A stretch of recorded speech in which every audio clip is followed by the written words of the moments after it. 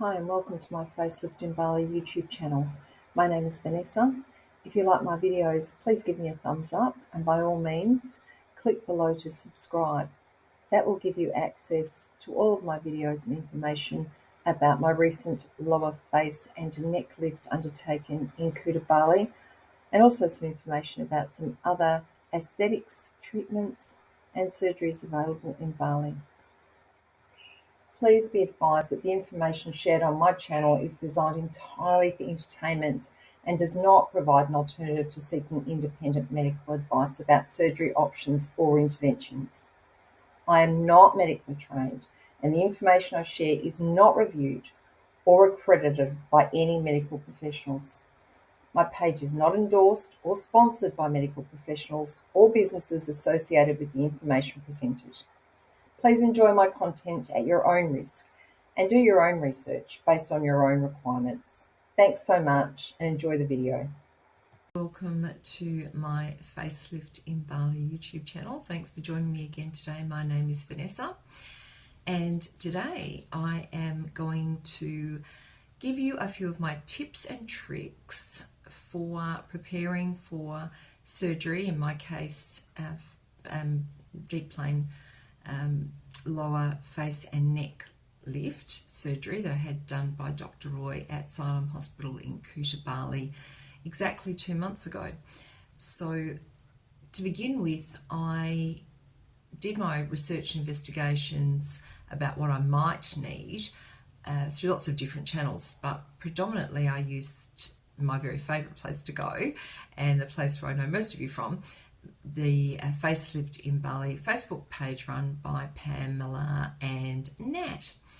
So that was my first go-to, and I started to get some lists together of things that were being recommended by people on comments on that particular site, which I found very, very helpful. So if you haven't got yourself onto that Facebook page, I would highly recommend that you do, because you will get so much more information, videos, updates, and sort of day-by-day timelines for people who are very brave and put themselves out there and post photos and videos of themselves post-surgery, which is really helpful. And certainly hearing about everybody else's different experiences as well is of huge benefit when you're doing your research to undergo something so invasive as surgery, especially in another country.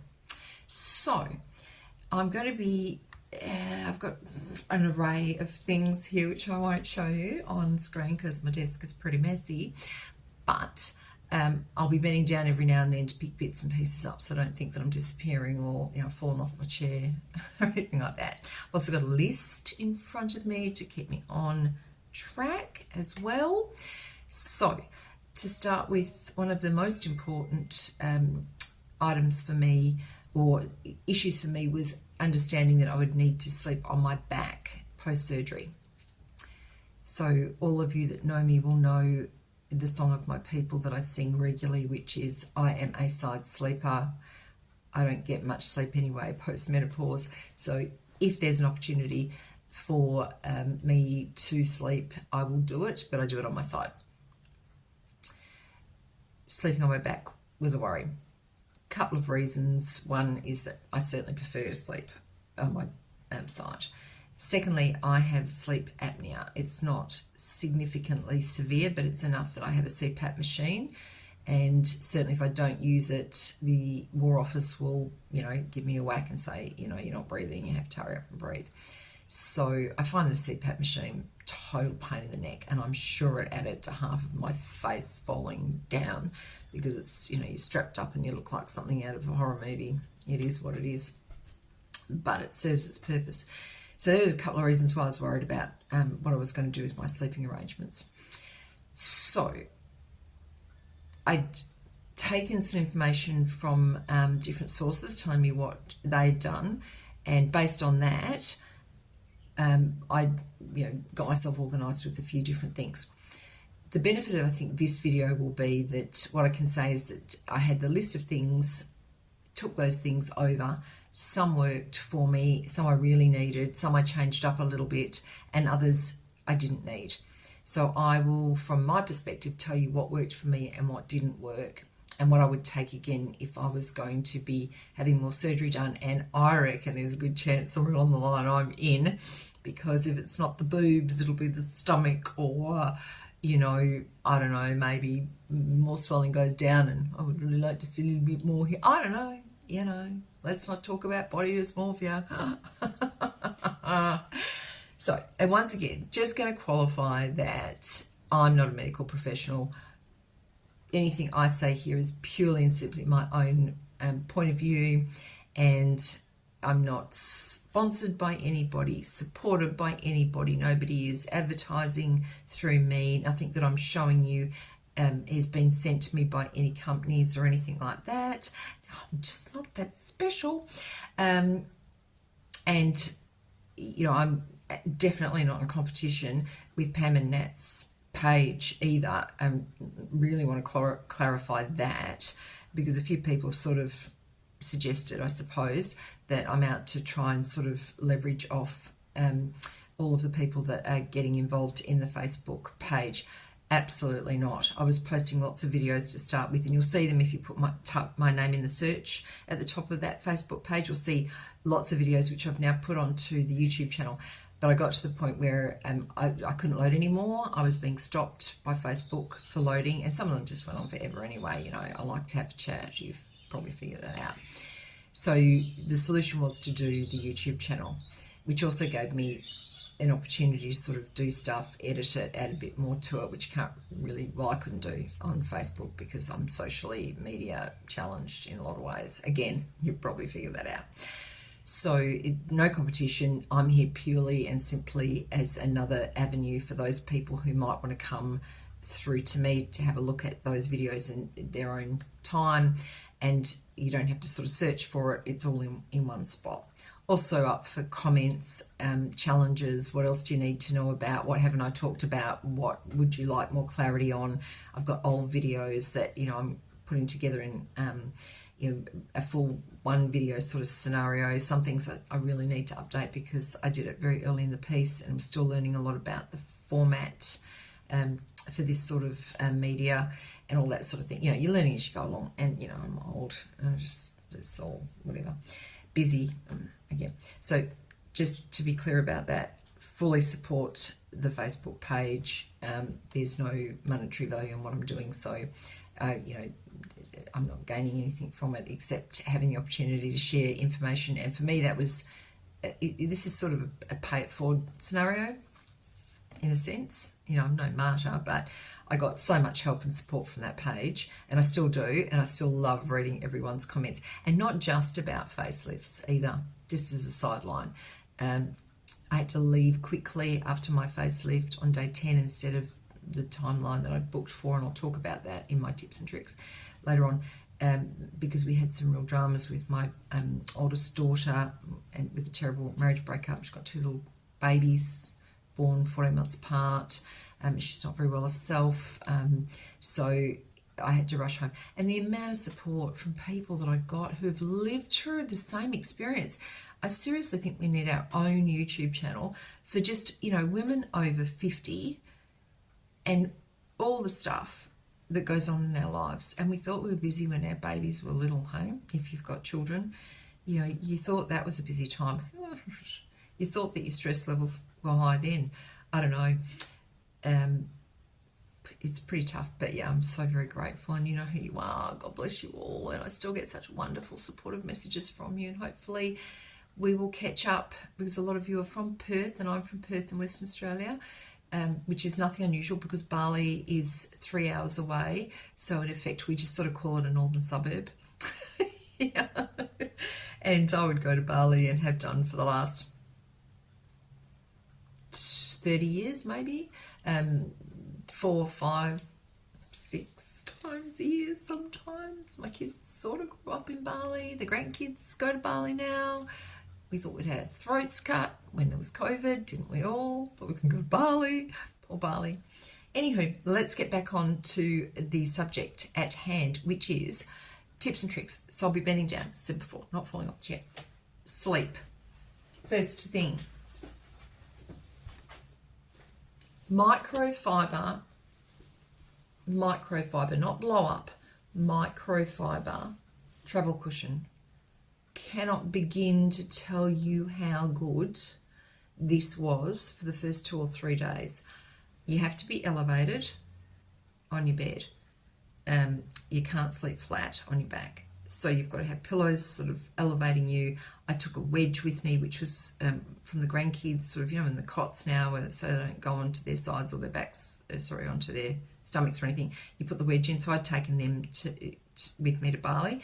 I've left them there, and Pam's got a few of the things I left behind. All right, and I'll talk about those as we go through. But this in particular, travel pillow, it just was gold. It was gold for the first couple of days. So do yourself a favour, Molly Meldrum style. Get yourself microfiber. I think it was about $20 from Spotlight. A little zip so you can wash the cover. Gold. Hello. Okay. The other thing that I took over with me, because I've always had one of these, is the big, can you see it? I stand up and I show you the roller pillow. See the roller pillow? It's about 92 centimeters long. Okay, so make sure I'm full of chair on my back. Actually, I'll stand up. What I do with this is sort of one I hook my leg over. There's a leg, and when you sleep like that, right on the side. So it's sort of like, I don't know, pregnancy pillow, because I get sore hips and joints, and I'm old, mate. I'm old. I'll tell you this again. So I took one over with me when I went, and I can't find the video. I'll see if I can find it, but it'll be on the Facelift Facebook page. To get everything over, I got some vacuum bags for $4 from Kmart, and it just compressed all my pillows I took over with me down to absolutely nothing. But anyway, getting back to, because you're probably wondering how to get that in your suitcase. So this one, I had the one that I took over with me, which was a bit smaller and old and grotty, that I actually bought in Bali years ago at Matahari's.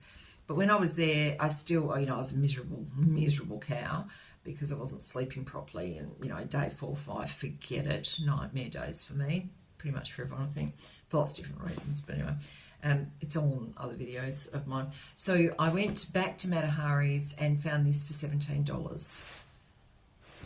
Also found some at the little shopping mall straight under Siloam Hospital in Kuta. When you go downstairs, there's a movie theatre down the escalators as you come out of the hospital, sort of in the mall, the Lippo mall there.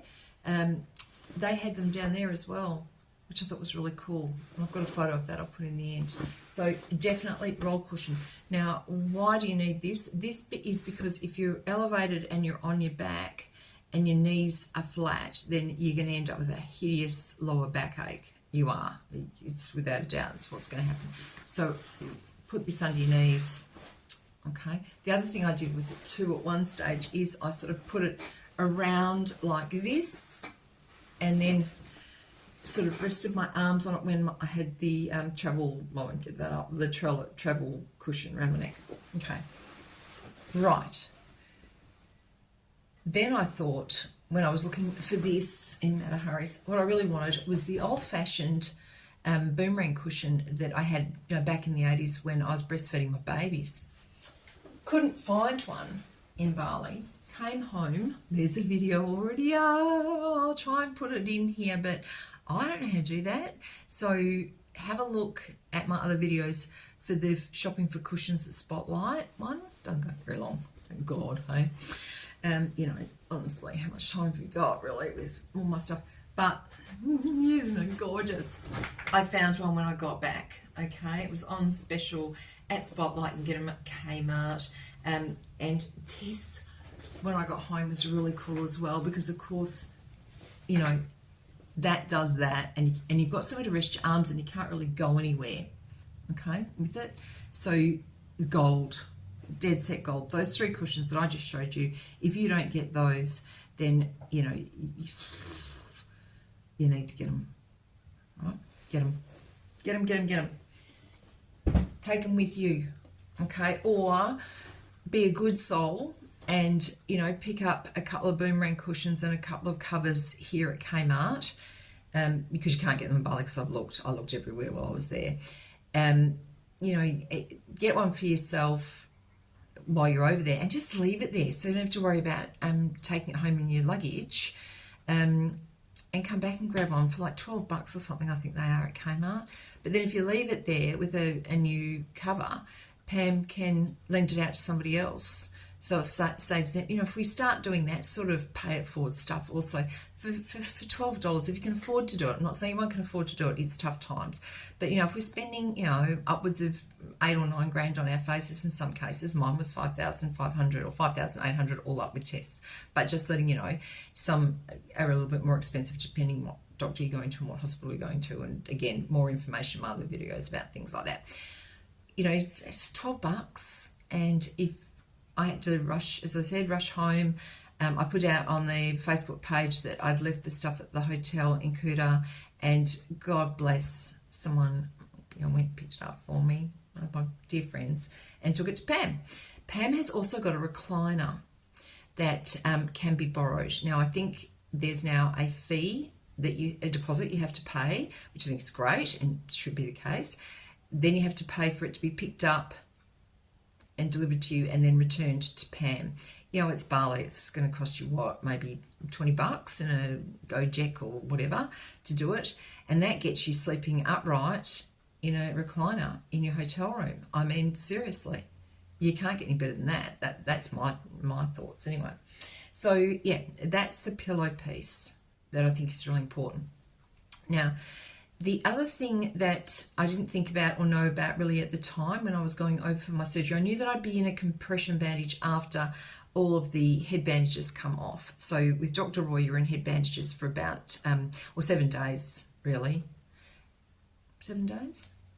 7 days you're in the compression bandage. Look, I forget.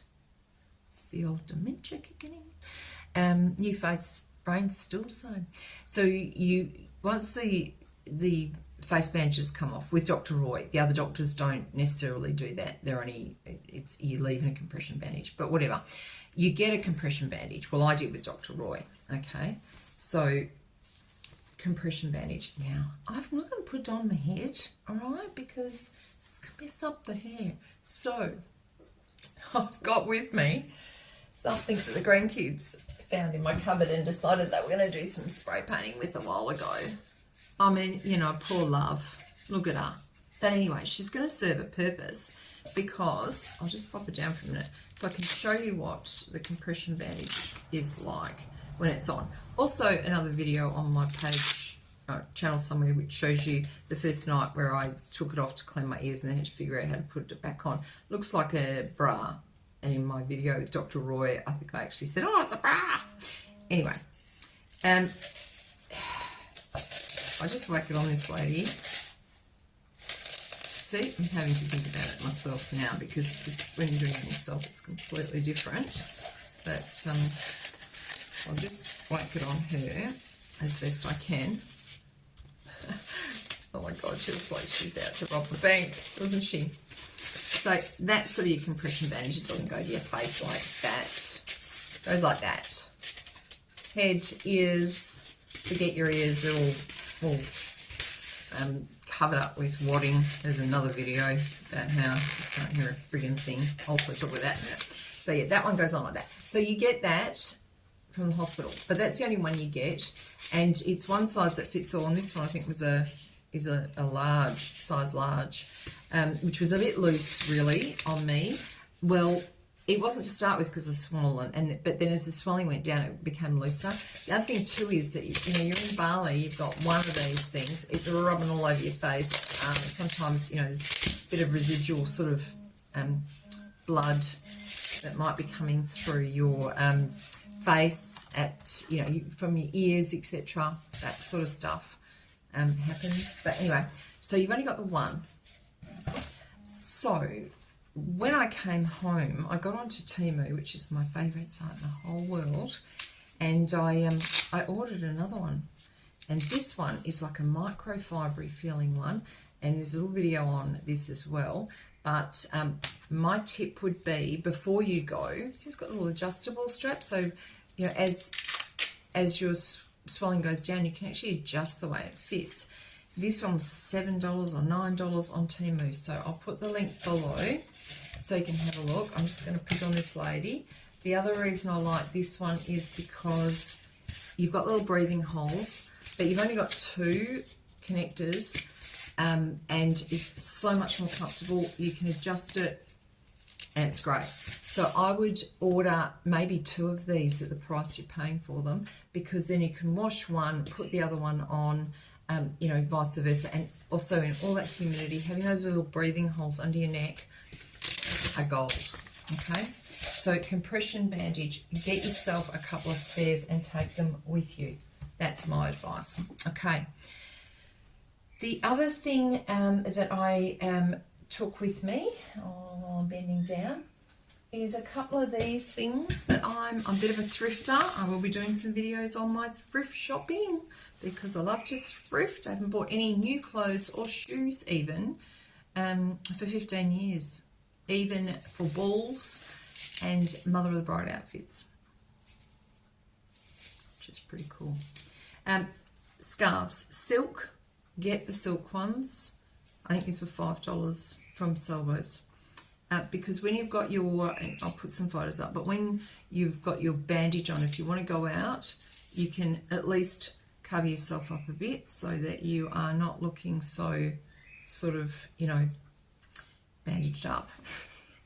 But you'll see in my photos that I still do, which is great. And you can sort of, you know, tie them up and do all sorts of different things to cover up the bandage and get out of the house or the hotel room. So I got this one. I got this one, which is just a beautiful, just beautiful.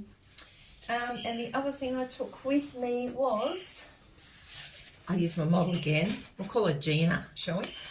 Nice big floppy hat. Okay, really nice big floppy hat, because you don't want your son anywhere near you, depending on whatever's happening. Make sure you've got the floppy hat, and if you've got your scarf on underneath with your floppy hat, it even looks quite nice, and it's, you know, you're less likely to get those really weird looks that I was getting for most of the people, and then I get the other woman walking past giving me the sort of, I know what you've had done look. So hats and scarves on your list of things. All right, moving along. Things to help with the actual post-surgery, okay? And these were some really good suggestions that I got from the Facebook page. So you will find that the anesthetic and also the tramadol, etc., the different medications that you are given afterwards and for a week afterwards will cause you to become extremely constipated, and you don't want to be putting pressure anywhere, you know, bearing down on anything once you've had surgery done, if you can avoid it. Beni fibre is the world's greatest laxative. It's got no taste, and you can put it in hot drinks, cold drinks, water, coffee, tea, whatever. Just a teaspoon a couple of times a day. So I started taking this 3 days before surgery and continued for the week, and I didn't have any problems whatsoever with constipation. Okay. The other thing that was suggested is during the surgery, you have a hollow tube down your throat for your anesthetic to work, and it can leave you with quite a very sore and swollen windpipe area. So, and also with me, I was just so tightly bandaged under here. I thought I was going to die. I was so tightly bandaged under here. I really was. I'm so glad, because God damn it, look at that neck, mate. You know, no pain, no gain. But these Difflam lozenges, anesthetic lozenges, are really cool as well, just from the chemist. Beni fibre from Woolies. I think you can get these from Woolies as well. And yeah, love those. Work your treat, suck on those, and that will help with that uncomfortable sort of feeling. You will get well, from Dr. Roy, you get a whole stack of foil packeted sort of little Ziploc bags with I think it's 4 types of medication that you need to take for a week. And I was so blah, blah, blah after my surgery that they all sort of gave them to me. And I was like, yeah, no worries, I'll figure this out when I get home. Everything's in Bahasa, okay? So remember that. But so, you know, I had sort of just had these packs, and I had to take 1 3 times a day after meals, and then 1 once a day, and all this sort of stuff. And I sort of, you know, you're a little bit out to it, and you're sort of tired, and the tablets you're taking, that when you make you a bit groggy, sort of thing. So a really big tip is, you know, scissors, obviously not in your carry-on, but in your packed luggage. Take some scissors with you. And I haven't got one to show you, but I couldn't find them. It's probably in my suitcase. You know those little plastic, I'll put a picture up, medication dispensers, Monday, Tuesday, Wednesday, Thursday, Friday, that you get from, I think, Chemist Warehouse for about $4, little plastic ones with the flip lids. They're about, you know, so long. My advice would be, if you can't do it, get someone who's looking after you, or, you know, somebody that you trust to undo the foil packaging and cut them all up and put them into your little containers for the days, times, etc. Monday 3 times a day, Tuesday 3 times a day, etc. Do that, because trying to undo those foil packages with your teeth when you've all got the bandages on and you really just want to get to your medication pretty quickly will frustrate the dead set life out of you. So take your scissors, take your little medication box, and be prepared for, as soon as you get home, either yourself or somebody close to you that can start to separate them all out for you. Okay. The other thing that I take melatonin tablets to sleep occasionally, because sometimes I really struggle to get to sleep. But this is something that I found just before I went away, and it's a little powder. No, it's chocolate flavor, and it's Rugenic, and it's deep asleep powder, and you just make that up before you go to bed, about 30 minutes before you go to bed, and it's really nice, full of all sorts of natural things, tastes really good. Deep Sleep is a nightly supported superfood powder designed by naturopaths to ease in the operative mind, to help it relax and promote a deep sleep. So take some of that with you as well. Very helpful. We've done the laxatives. The other thing was the cream for bruising. So you will find that you've got some serious bruising. I had some really serious bruising here under an eye and under my neck. This cream was just gold. So someone on the Facelift page said that they use this in the Army Reserves for dealing with bruising and getting rid of the bruising as quickly as possible. So I got hold of some from Chemist Warehouse. I think it was about $12, $15, and you can see I hardly used very much of it, but great, helped reduce my bruising really quickly, because it's deep bruising. Don't forget, this is, you know, deep plain, so ligaments have been cut, etc. But regardless of whatever you're having done, I reckon that's got to be a go-to take with you cream. All right. The other thing that was recommended to me for bruising was the Annika Ease. Oh, it's a bit blurry, sorry. Try and do it like that. Move it in slower. Annika Ease spray. So a couple of days beforehand, you start spraying this under your tongue. 3 or 4 sprays twice a day. There's hardly any left. Hardly any left in there now. This was about $15, I think, from Chemist Warehouse. But after, it doesn't taste funny or anything. All natural. After my surgery, I was 3 times a day, 5 sprays under my tongue, and I really do believe that also helped with relieving my bruising and swelling as well as a post-operative sort of care procedure. Right, so the other thing is, oh, I do have to go. I'll be back. My neck fan from Temu, whatever. On it goes, and you've got a little clip. It just charges up. Could never find the on switch with it. Just bear with me while I try and find the on switch. Oh, there it is on the side. Doing this thing. Got a couple of different modes there, and it blows out some really cool air, especially through these little babies here. So that's the way you wear it, and it heads up to help keep you cool if you're out and about. Okay, I think that was about $14 on Temu. I'll put the link in there. Also, the gel face mask that velcros onto your head. So you put the gel face mask into your freezer in your hotel room, and then you apply that very carefully, because you don't want to get a freezer burn or anything like that, to your face, and that just really helps relieve all of your discomfort. I left mine in Bali for Pam to lend to people, and I think that was about $8 or $9. I got that at Temu as well, so I'll send that link through. Again, my advice would be for the price, get two. So you've got one in the freezer or you've got one on your face, and vice versa. And you know what? Keep that thing on if you can during wake hours, or even if you're having a little snooze in your bed. Keep it on your face, because it really helps reduce the swelling and the bruising and everything. You know, it's just one of those things you absolutely should be doing, without a doubt. The other thing that people are asking about is, how do you pay for your surgery in Bali? Well, with Dr. Roy, you don't pay a deposit at this point in time. That may change in the future. So if you're watching this later on, circumstances may have changed. So go to the Facelift in Bali page on Facebook, and you'll have the most recent and updated information about things like that. Wise card.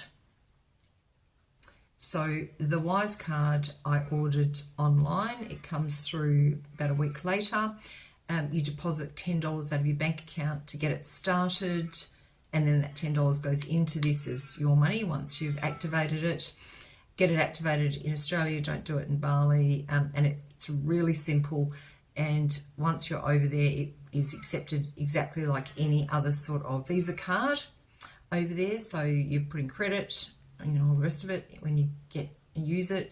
But the exchange rate is insane. Like, I think when we were over there, it was 9.5 at 9,500 rupiah for every Australian dollar, and I was getting an exchange rate close to 11,000 rupiah. So you know, that's a big difference. So it's a great exchange rate, and it does that automatically, and so you can load it up. And I'll do a video on, you know, how do you pay for something like this. But I can tell you what I did, and I got the Wise card for a trip prior to Bali ages ago. But when I knew that I was going to have the procedure done, I was putting money, doing a direct debit from my bank account into this card once a fortnight when I got paid, so that I sort of divided up what I knew my costs would be. Again, I'll do a video on that. And over 6 months, and in that 6-month period, I had every cent that I thought I would need loaded up on here.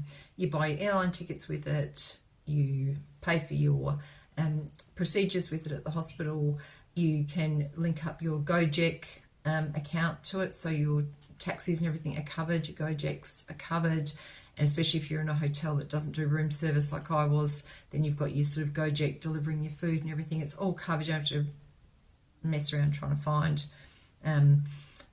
you know, cash and things. So I'll put the link in it.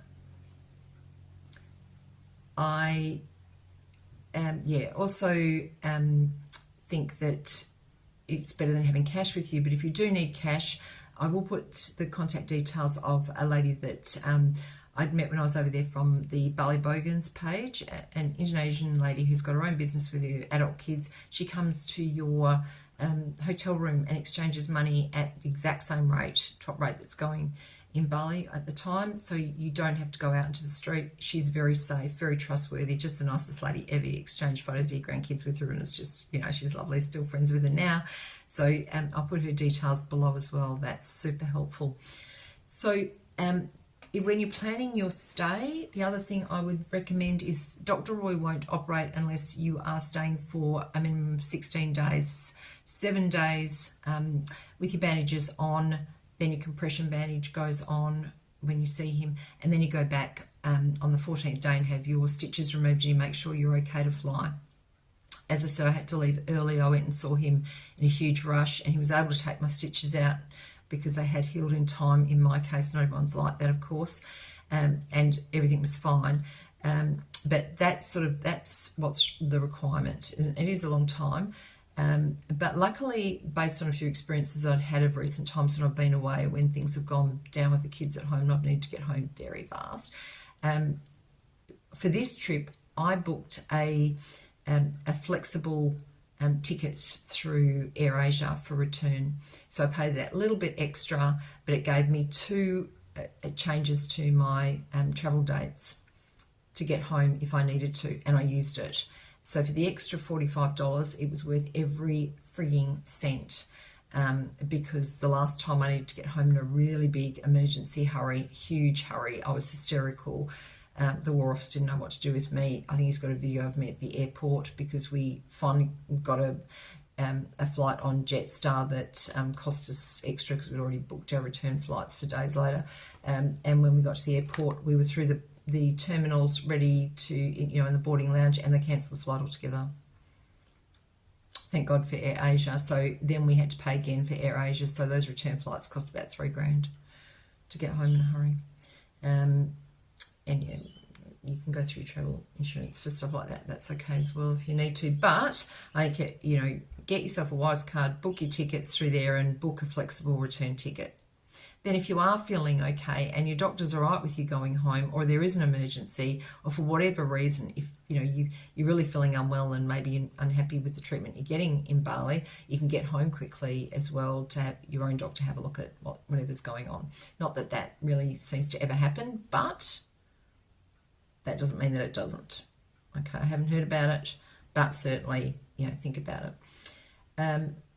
I also went over for this trip with a girlfriend who had actually booked in to have eye surgery or eyelid surgery done at the same time, but she sort of changed her mind. She needed to get back to work after a week, but God bless her, she still came with me for that week to make sure I was okay. Call out to Joe. Hey Joe, I love you. Which was really good, except I was just a miserable friend, because I was pretty much in my room all the time, just sleeping or watching TV.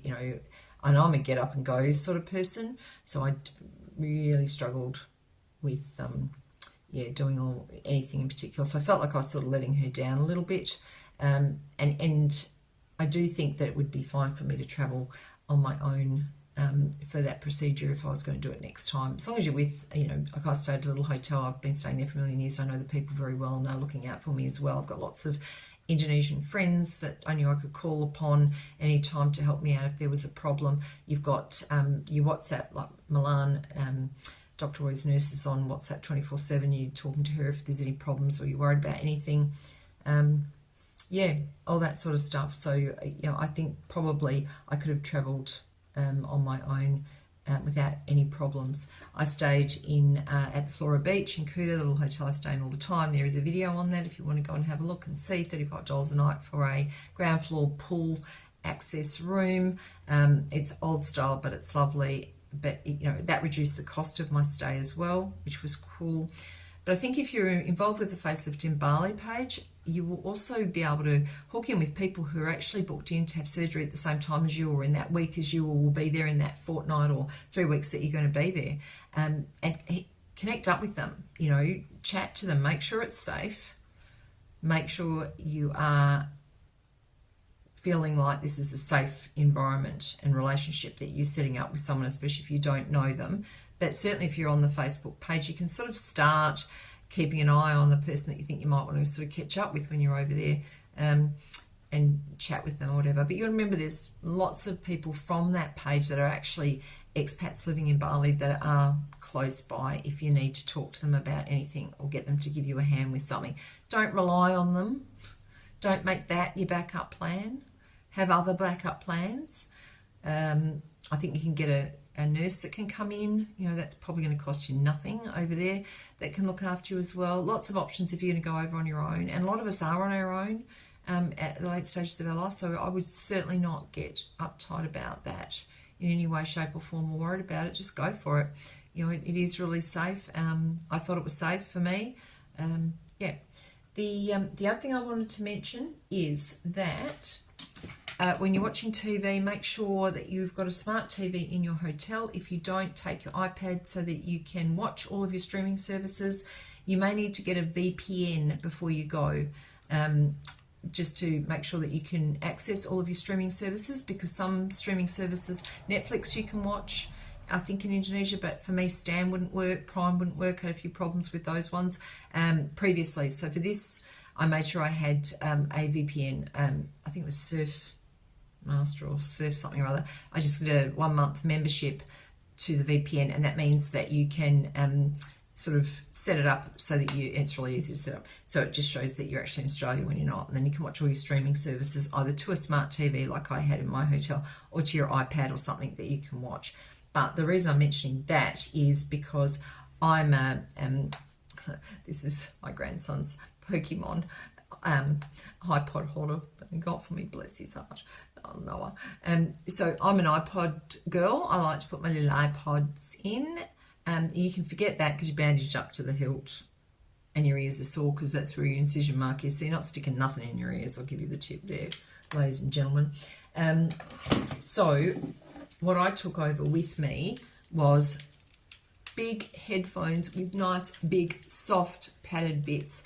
These are Bluetooth, and that they go over your bandages, and because they're noise cancelling, you're actually going to be hearing what's going on, because you've got bandages on, you've got padding on. If you've got bad hearing anyway, and a lot of us have because we're, elderly women.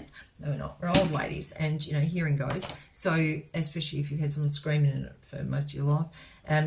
So it's really frustrating. It's so annoying. And you can hook this up to your phone and everything. So you can actually, have your phone going in to here if you've got a little microphone connected, and you can talk to people without having to hold up a phone or do anything. So highly suggest you get some of these and take them with you. Don't take your earpods. Don't try and get something that's cordless. God, we hate cords. And you get yourself all tangled up. You want, less fuss around what's going on. So that's pretty much it, really. There's probably a whole stack of other things that I've forgotten. I'm looking at my list. Make sure you've got WhatsApp installed on your phone. You should have anyway, because that's how you'll be contacting most of the people that you'll be dealing with in Bali. That is their common way of contacting. Don't expect to make phone calls. Use WhatsApp, and deal with the communication piece. Have a look at some other videos about what that looks like in that communication space, because it's very indirect communication in Bali. We're used to getting lots of information, and we sometimes think that the more people talk and more information we get, the better the service is. And that's all well and good in Western culture, but it doesn't work the same in Indonesian culture or Asian culture, because they're indirect communicators, okay?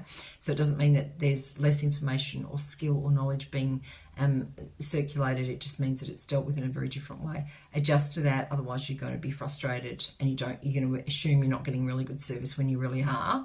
It's just that that's our cultural lens. That's how we're looking at it.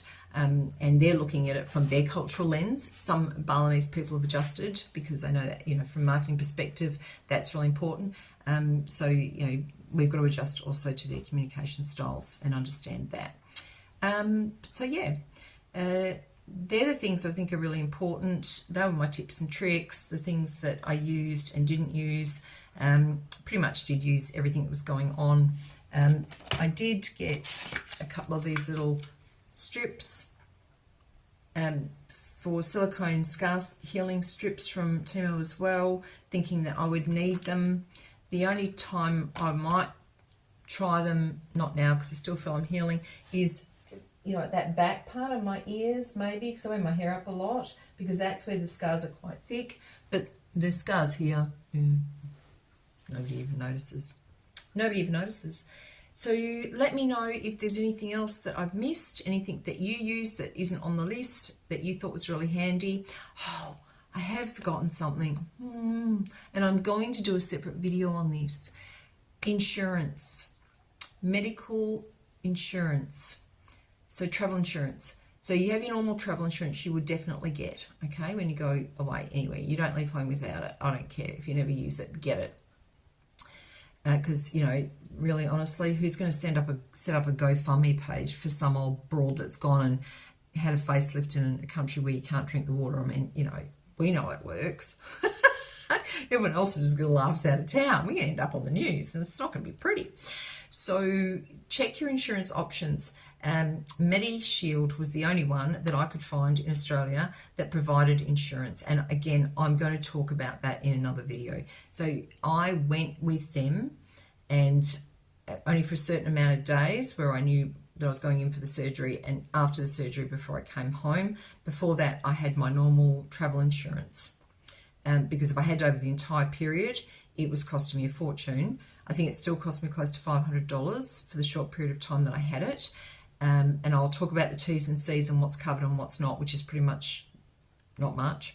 And also age limits as well, and a few other sort of,